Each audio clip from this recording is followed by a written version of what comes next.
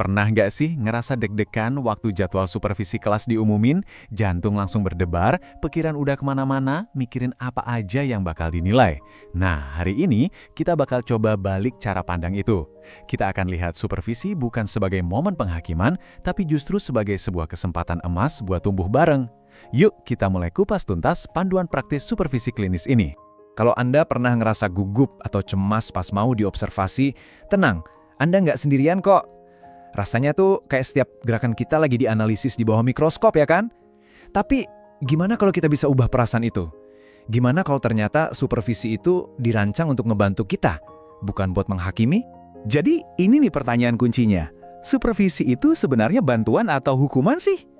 Di bagian pertama ini, kita akan lihat adanya pergeseran cara pandang yang fundamental banget.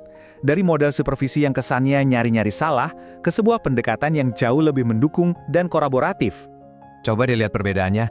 Dulu tuh, supervisi itu sifatnya top-down. Supervisor datang sebagai atasan, tujuannya ya buat evaluasi, cenderung nyari kesalahan. Nah, sekarang dengan supervisi klinis, paradigmanya dibalik total. Inisiatifnya justru datang dari Anda, gurunya. Hubungannya setara, kayak rekan kerja. Fokusnya bukan lagi apa ya salahnya, tapi gimana caranya kita bisa berkembang bareng berdasarkan data yang kita amati. Ini benar-benar perubahan yang besar loh. Oke, dari tadi kita udah nyebut-nyebut supervisi klinis. Tapi sebetulnya apa sih itu? Yuk kita bedah definisinya, karena dengan paham konsepnya, kita bisa mulai melihat ini sebagai sebuah peluang, bukan lagi ancaman. Intinya tuh ada di dua frasa kunci, bantuan profesional dan kebutuhan guru. Jadi ini bukan program satu untuk semua. Prosesnya sistematis dan tujuannya cuma satu, ngebantu Anda jadi guru yang lebih baik lagi. Kata klinis di sini tuh maksudnya kita melihat data mengajar secara objektif buat menemukan area perbaikan. Mirip kayak dokter yang mendiagnosis kondisi pasien berdasarkan data, bukan asumsi. Nah, kutipan ini ngerangkum semuanya dengan pas banget. Andalah pusat dari proses ini.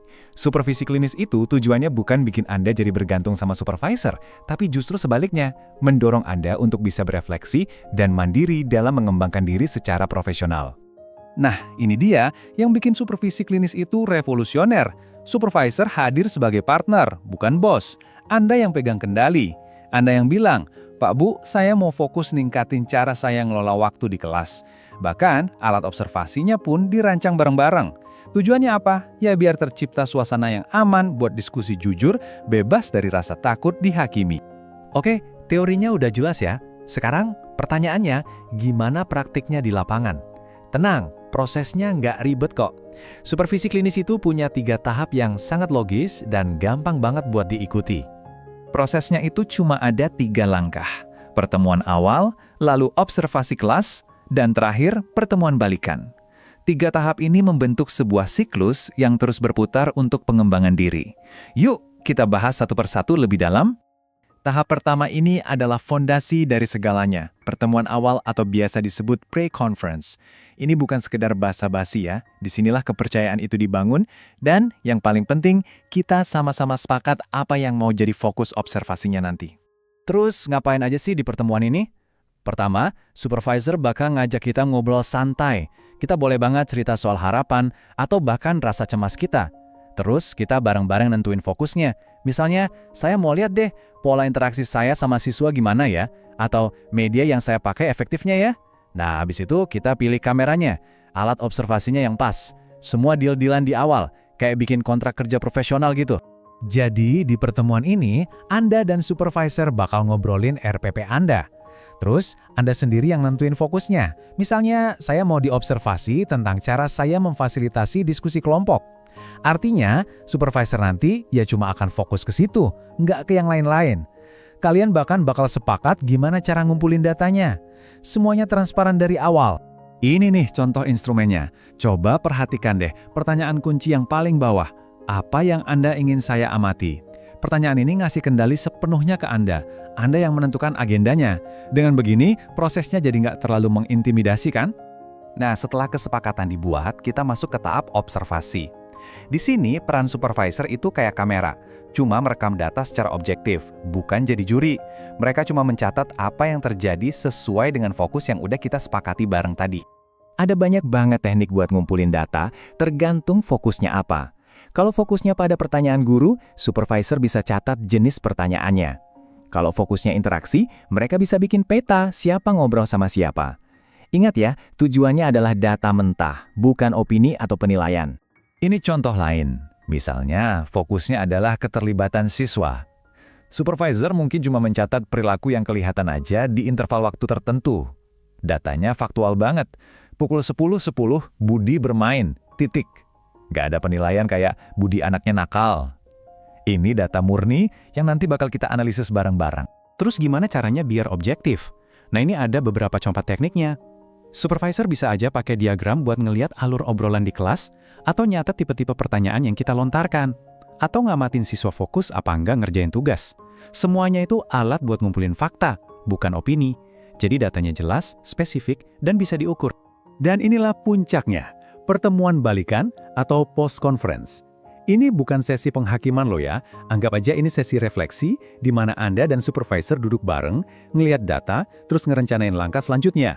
Perhatiin deh alurnya, ini penting banget. Yang pertama kali menganalisis data itu Anda, sang guru.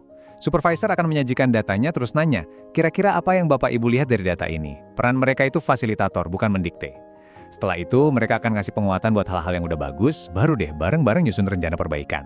Jadi ini tuh sesi diagnosis dan pemecahan masalah bareng. Bayangin aja Anda sama pelatih olahraga lagi nonton rekaman pertandingan. Tujuannya bukan buat nyalain pemainnya kan, tapi buat nyari strategi yang lebih baik untuk pertandingan selanjutnya. Sama persis. Dan lihat deh cara mulainya. Supervisor nggak akan langsung bilang, nah ini loh kekurangan Anda. Nggak gitu. Mereka justru bakal nunjukin datanya, terus nanya, dari data ini menurut ibu atau bapak, apa yang kelihatan? Ada pola menarik apa yang ditemukan? Jadi kita yang dikasih kesempatan pertama buat baca data dan ngasih makna ke praktik ngajar kita sendiri. Alurnya ini bener-bener memberdayakan kan? Kita yang mulai analisis, baru deh supervisor ngasih sudut pandangnya sebagai pasang mata kedua. Dari obrolan itu, kita bareng-bareng nyari apa sih yang udah keren banget dan bagian mana yang kayaknya bisa lebih oke lagi. Ujung-ujungnya, kita bikin rencana aksi bareng buat dicoba di pertemuan berikutnya. Jadi, outputnya bukan rapor, bukan nilai, tapi sebuah rencana perbaikan yang kita bikin sendiri dan kita yakini.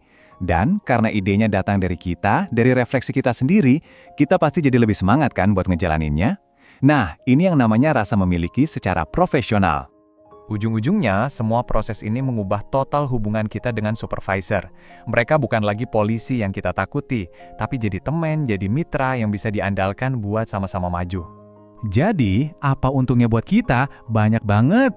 Model ini bikin kita, para guru, punya lingkungan yang aman buat belajar, buat berefleksi. Yang pastinya, bakal ningkatin kualitas kita ngajar di kelas. Dan kalau kita ngajarnya makin bagus, siapa yang seneng? Ya murid-murid kita juga. Hasil belajarnya pasti ikut naik. Jadi yuk, kita ganti mindset kita. Buang jauh-jauh bayangan supervisor sebagai atasan yang cuma inspeksi. Dalam supervisi klinis, mereka itu rekan kita, partner kita.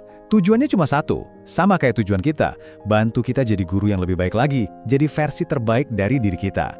Nah, dengan cara pandang baru ini, saya mau tinggalin satu pertanyaan buat direnungkan. Pertanyaannya bukan lagi gimana caranya biar selamat dari supervisi, tapi di siklus supervisi berikutnya, skill apa ya yang mau saya tingkatkan bareng partner saya? Coba deh dipikirin, karena sekarang pertumbuhan profesional kita ada di tangan kita sendiri.